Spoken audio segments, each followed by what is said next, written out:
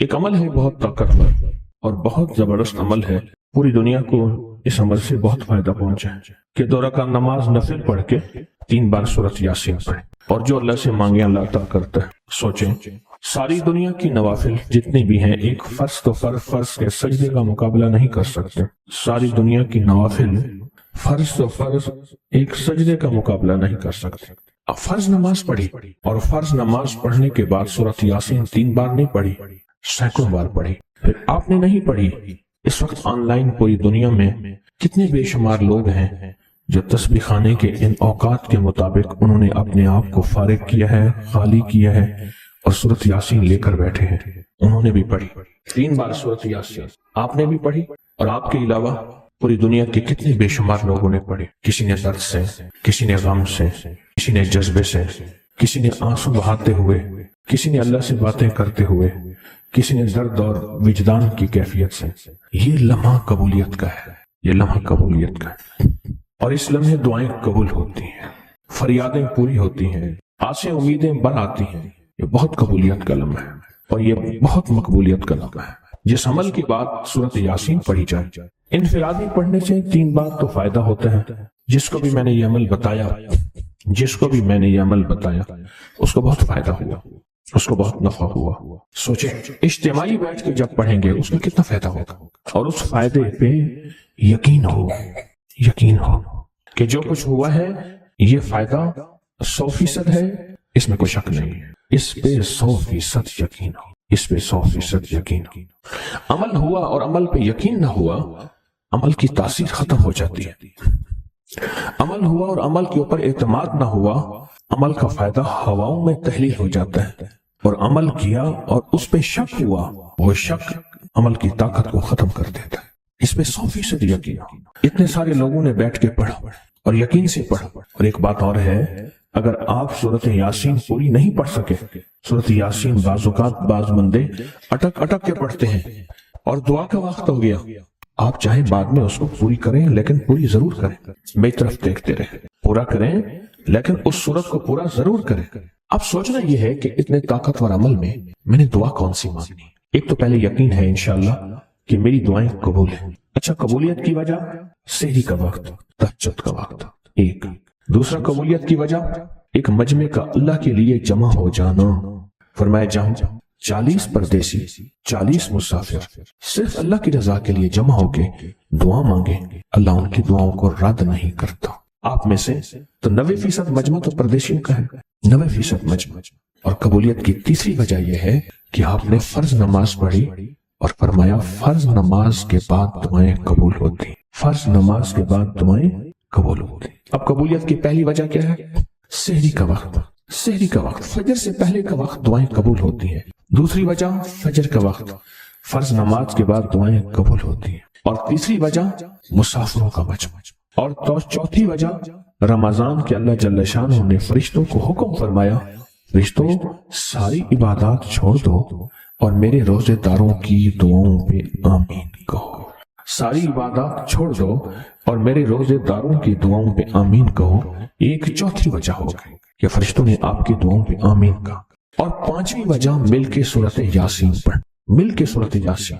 فرمایا سورۃ یاسین ہر تنگی سے نکالتی ہے، ہر مشکل سے نکالتی ہے، ہر ناکامی کا علاج ہے، ہر پریشانی کا علاج ہے، اور ہر ناممکن کا علاج ہے۔ اور فرمایا سورۃ یاسین مردوں کو بھی نفع دیتی ہے اور زندوں کو بھی نفع دیتی ہے۔ سورۃ یاسین جو نزع کی سکرات کی حالت میں ہو اس کو بھی نفع دیتی ہے، اور سورۃ یاسین اس بندے کی جو کسی تکلیف کی نزع میں، قرضے کی نزع میں اور بیماری کی سکرات میں ہو اس کو بھی نفع دیتی ہے۔ قبولیت کے اوقات، قبولیت کے لمحات، اور اس میں بیٹھ کے اللہ سے مانگنا۔ اب مانگنا کیا ہے؟ یہ تو یقین ہو گیا کہ انشاءاللہ ہماری آج کی یہ محفل، آج کا یہ بیٹھنا، آج کا یہ پڑھنا، اور آج کا اللہ کی بارگاہ میں یہ حاضری دینا 100% انشاءاللہ قبول ہے، یقین کامل ہے۔ پھر مانگیں کیا؟ سوچنا، جب سخاوت کی، سخی کی سخاوت موجوں پہ ہو، عروج پہ ہو، پھر مانگیں کیا؟ یہ سب سے اہم چیز ہے۔ تو وہ چیز مانگے جو اللہ کے خزانے میں سب سے قیمتی ہے، وہ ہے ایمان، سب سے قیمتی۔ اور وہ سب کو نہیں دیتا۔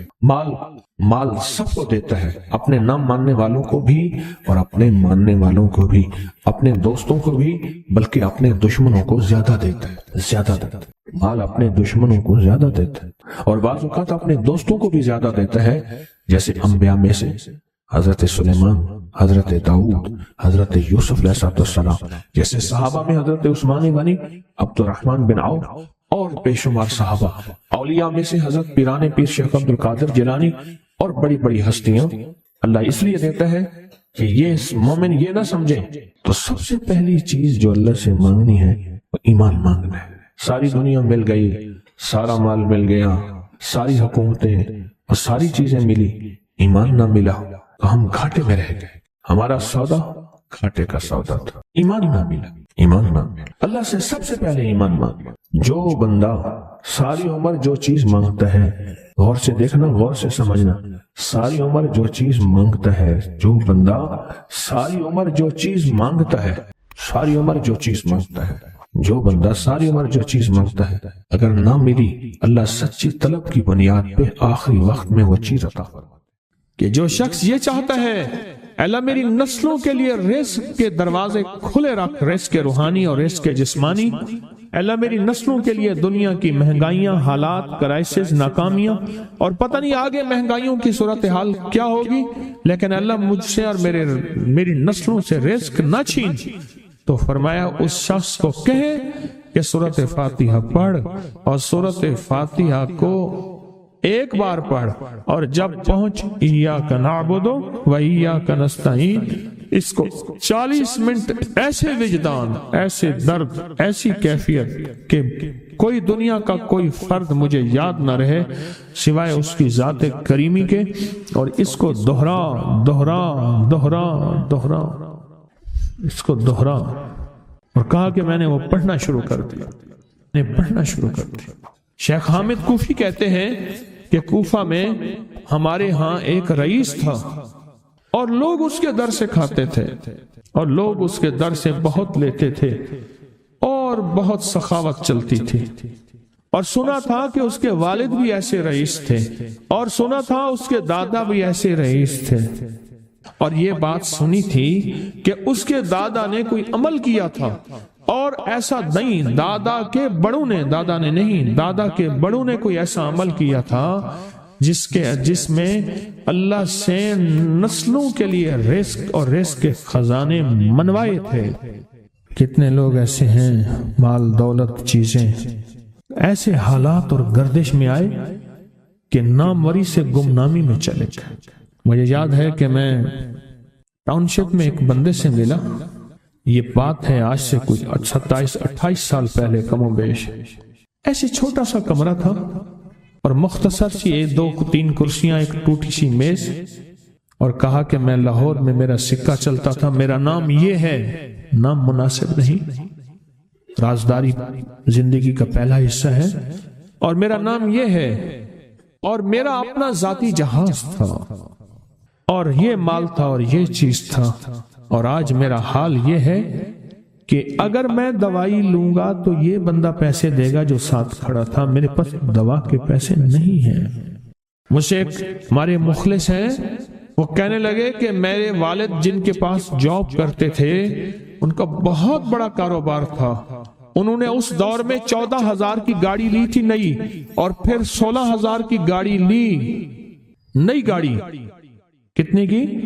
16,000 کی گاڑی لی، 100 کا نوٹ بانٹتے تھے، صبح سے شام تک، شام سے صبح تک لوگ لین لگا کے لیتے تھے، اور جس دور میں 250 روپے کے 5 مرلے جگہ ملتی تھی، 250 فٹ جگہ ملتی تھی، نہ 125 فٹ، 125 جگہ ملتی، 5 مرلے 250 روپے کی، اور وہ بیچتے تھے۔ اور پھر ایک وقت ایسا آیا ہر چیز ختم ہو گئی۔ میرے پاس ایک ڈرائیور تھا، وہ کہنے لگا کہ میرے مالک ہیں جن کے پاس پہلے میں کام کرتا تھا، ان کے حالات آ گئے تو میں نے آپ کے پاس آپ کے ڈرائیوری کی، اگر رمضان میں کوئی بچا ہوا لنگر ہو تو انہیں بلا لوں، آپ دے دیں گے؟ تو ہم رمضان میں مجمع آتا تو کوشش کی جاتی ہے کہ ان کو کھانا تازہ کھلایا جائے، تو میں نے کہا ٹھیک ہے. کہا کہ کچھ پیسے بھی ہو جائیں. کون ہے؟ کہا کہ فلاں لاہور کا. نہیں جانتے آپ؟ ہاں جانتا ہوں, اتنی بڑی سوسائٹی ہے بڑی مالداروں کی. کہا یہ 28 مربع جگہ انہی کی تھی اور آج سے 40 سال پہلے انہوں نے یہ جگہ بیچی تھی اور اتنے کروڑوں میں اتنے میں بیچی تھی. اب وہ ایک چھوٹے سے مکان میں رہتے ہیں. سب کچھ ختم ہو گیا ہے, سب کچھ ختم ہو گیا ہے اور ان کے گھر کھانا نہیں ہوتا. اور آپ اگر کھانا دیں گے تو ان کے گھر میں 2-3 وقت اچھا گزر جائے گا. میں اپنی نسلوں کے لیے تمنگری منوا لے, اپنی نسلوں کے لیے رزق منوا لے, اپنی نسلوں کے لیے وسعت منوا لے. تو کہے کہ مال بہت ہے اور نسلوں کے کام آئے گا. مال رکھنا جائز ہے, حلال جائز ہے, لیکن یہ شرط نہیں ہے کہ وہ رہے گا یا نہیں رہے گا. یہ میری ساتھ چوک ہے یہاں کرتبہ چوک. یہاں 2 پلازے مجھے ایک بندے نے بتائے, اب اس کے نہیں ہیں. کہا یہ اور یہ اس بندے کا ہے, فلاں نام کے بندے کا, اور اس کا آج کچھ نہیں رہا. اب وہ جس کسائی سے گلبرگ میں ہے یہاں لاہور میں, جس سے بہت منو گوشت آتا تھا اور بڑے بڑے رئیس دعوتیں پکتی تھی, چپ کر کے جاتا ہے اور وہ کچھ پیسے اس کی مٹھی میں ڈال دیتا ہے اور وہ اس سے زندگی کا گزر بسر ہوتا ہے. میں یہاں لاہور میں فیروز پور روڈ پہ ایک جگہ گیا تو انہوں نے وہ جگہ پہ کھڑے ہو کے دکھایا, وہ سامنے جو بنگلہ ہے. میں نے کہا وہ تو محل ہے. کہہ رہے یہ اس بندے کا ہے. اب ایک کمرہ اس کو ہم نے دیا ہوا ہے اور وہ بنگلہ وہ محل وہاں وہ کھڑکی اس طرف کی بند رکھتا ہے کہ میری نظر اس پہ نہ پڑے. وہ سب کچھ اس سے چھن گیا ہے. سنیں, یاد رکھیں, جو اللہ کے خزانوں سے ملتا ہے وہ تیری جیب سے جا نہیں سکتا. وہ دنیا کی جیبوں اور مالوں سے جو ملتا ہے وہ تیری جیب میں رہ نہیں سکتا. یہ جو عمل ہے نا, نسلوں کے لیے رزق منوانا, برکت منوانا, نسلوں کے لیے رزق منوانا, نسلوں کے لیے برکت منوانا, یہ جو عمل ہے. بس اب میں نے آپ کو عرض کیا نا کہ آپ پوچھیں کتنے دن کریں گے. میں نے کہا دل خود بولے گا, من خود بولے گا, اندر خود بولے گا. میں نے آپ کو کچھ واقعات سنائے ہیں, بڑی بڑی ہستیوں کے واقعات, بڑی بڑی ہستیوں کے واقعات. یہ اس میں سعودی عرب مکہ مکرمہ میں ایک جگہ ہے, اس کا نام خالدیہ ہے سوسائٹی. میں وہاں ایک عرب سے ملا, شیخ ابو ترکی اسے کہتے تھے. تو اردو عربی تو مجھے آتی نہیں, بس تھوڑی بہت ایسے شدھ بدھ ہے. تو وہ تھوڑی ہی دیر میں کہتے تھے, ایسے اٹھتے تھے نا, کہتے تھے اللہم ایاک نعبد و ایاک نستعین. میری ان سے چند ملاقاتیں ہیں. بوڑھے تھے, بابے تھے, کہ ان کے بڑے آئے تھے. اصل میں خلافت عثمانیہ تھی تو ان کے بڑے ترکی سے آئے تھے, تو پھر مکے میں رہتے تو وہیں کے ہو گئے. ان کا جو خادم تھا وہ اردو بولنے والا تھا اور انڈیا کا تھا. اس سے میرا تعلق تھا. تو میں نے اس سے پوچھا, میں نے کہا تیرا جو ہے یہ بابا یہ کیوں پڑھتا ہے؟ یہ پتہ نہیں. میں پوچھ کیوں پڑھتا ہے؟ اس نے کہا جلالی بابا ہے تو کہے گا مجھ سے. میں نے کہا میرا کہے. اچھا وہ میرے اشارے دیکھ رہا تھا. تو اس نے عربی سے پوچھا کیا کہتا ہے؟ اس نے ڈرتے ڈرتے کہا کہ جی آپ یہ کیوں پڑھتے ہیں؟ تو بڑا خوش ہو گیا, کہنے لگا پہلا بندہ ہے جس نے مجھ سے پوچھا. آج تو کسی نے پوچھا نہیں, پہلا بندہ ہے جس نے مجھے یہ پوچھا ہے. کہا جب ہم چھوٹے تھے ہمارے پاس بہت غربت تھی اور تنگ دستی تھی, تو میرے والد ہمیں بٹھا لیتے تھے اور ہم سورۃ فاتحہ پڑھتے تھے, اور جب پہنچتے تھے نا ایاک نعبد و ایاک نستعین پر, تو پھر اس کو میرے والد کہتے تھے دہراؤ, بہت زیادہ پڑھو, بہت زیادہ پڑھو, بہت زیادہ پڑھو, بہت زیادہ پڑھو. کام پڑھتے تھے, بہت زیادہ پڑھتے تھے, بہت زیادہ پڑھتے تھے. اور کہا میرے والد پھر دعا کرتے تھے اور ہم آمین کہتے تھے, اور میرے والد کہتے تھے چلو مبارک ہو, ہمیں جو ہے اللہ پاک وہ فلاں فلاں چیزیں، وہ حلاوے، وہ چیزیں کھلائیں گے. کہہ رہے ابے کو دیکھتے تھے، ابا جی ہمارے پاس تو پیٹ بھر کے روٹی نہیں ہے. آپ کہتے ہیں اللہ وہ کھلائے گا، وہ کھلائے گا، اور ابا ایسے خوش ہو جاتا تھا. کیوں؟ ابے کو یقین تھا کہ سورۃ فاتحہ اس کریم نے قبول کر لی اور میرا کام ہو گیا. وَمَن يَتَوَکَّلْ عَلَى اللَّهِ. ہاں میرے بندے، میری ذات پہ بھروسہ کر کے دیکھ، میرے قریب آ کے دیکھ، مجھ سے دوستی لگا کے دیکھ تو صحیح، پھر میں کر کے دکھاؤں. اللہ نے ساری دنیا کے بیٹے، رزق، نعمتیں، نسلوں کی سعادتیں ان دو مبارک بولوں میں رکھے ہیں. اس عمل سے مشکلات ٹلتی ہیں، مرادیں ملتی ہیں، صرف دو لفظ ہیں بس. اللہ نے انجیر کی قسم اٹھائی ہے، والتین، قسم ہے مجھے انجیر کی. انسان نہ اپنی زندگی کی ابتدا میں انتہا ہو جائے تو شاید پھر قسم اٹھائے. اللہ نے قسم اٹھائی ہے، مجھے قسم ہے انجیر کی، مجھے قسم ہے زیتون کی. قسم اٹھائی. فقہا، محدثین، صالحین، اولیاء جن پہ اللہ نے اپنے روحانی علوم کھولے ہیں، وہ فرماتے ہیں یہ وہ عمل ہے جس عمل کی برکت سے، یہ وہ آیت ہے جس آیت کی برکت سے اللہ بیٹے دیتا ہے، نعمتیں دیتا ہے، رزق دیتا ہے. اور یہ وہ عمل ہے، میں عمل ابھی کرواؤں گا، یہ وہ عمل ہے جس عمل کے کرنے سے کبھی ہاتھ خالی نہیں ہوتے، کبھی جھولیاں خالی نہیں ہوتی. بس جھولیاں خالی سے مراد اولادیں، رزق، دولتیں، نعمتیں. ہاتھ خالی ہونے سے مراد کبھی یہ ہاتھ منگتا نہیں رہے گا، سدا اس کی جھولیاں بھی بھرے رہیں گے، ہاتھ بھی بھرے رہیں گے، رزق بھی بھرا رہے گا. یہ بہت بڑا طاقتور عمل ہے. صدیوں پہلے میرے پاس اس کی ایک تاریخ ہے. ایک درویش یہ عمل کرواتے تھے اور لوگ دور دور سے ان کے پاس جاتے تھے. فلاں چاند کی تاریخ میں ایک درویش نے والتین والزیتون کا عمل کروانا ہے. دنیا دور دور سے جاتی تھی اور اس عمل میں شامل ہوتی تھی، اور جو عمل میں شامل ہوتا تھا وہ اپنی وصیتوں میں لکھتا تھا یا وصیتیں کرتا تھا یا جاتے ہوئے کہتا تھا بیٹا کبھی پریشان نہ ہونا، میں فلاں درویش کے ہاں والتین والزیتون کا عمل کر کے آیا ہوں، اللہ تمہیں پالتا بھی رہے گا، دیتا بھی رہے گا، رزق بھی، نعمتیں بھی، بیٹے بھی. وہ وصیتیں کرتا تھا باقاعدہ. اتنا طاقتور یہ عمل ہے. اور یہ دو خزانے ہیں، اس کی مٹھیاں کبھی خالی نہیں رہتی، اس کے ہاتھ کبھی خالی نہیں رہتے.